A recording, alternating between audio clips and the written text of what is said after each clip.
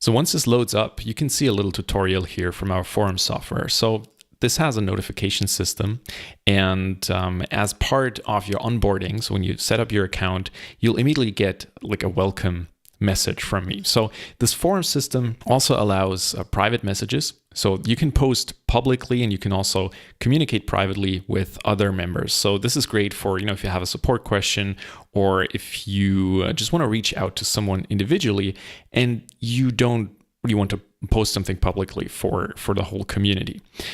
So like I said, this is happening here in this case. This is an auto-generated welcome message that just kind of tells you what's going on here, tells you where to find your user profile, and it just opens a communications channel. So this is just a quick welcome that gives you some pointers on how to access your user profile and some of the basics of using Discourse.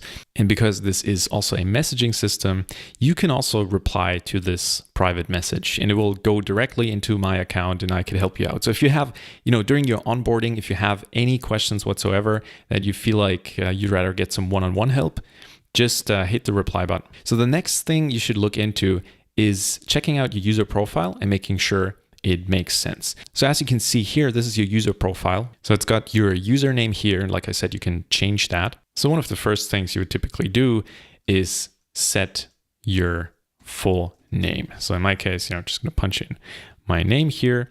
You can also set your profile picture, and putting in your full name and a profile picture is really important just to make the community seem more human, right? Making them feel that they're actually talking to a real person. I think this is really important. So I would absolutely encourage you to put a profile picture that shows your face. Of course, if you don't want to do that, you don't have to. But I think it really creates a different atmosphere. So personally, I'm using a profile picture that shows my face.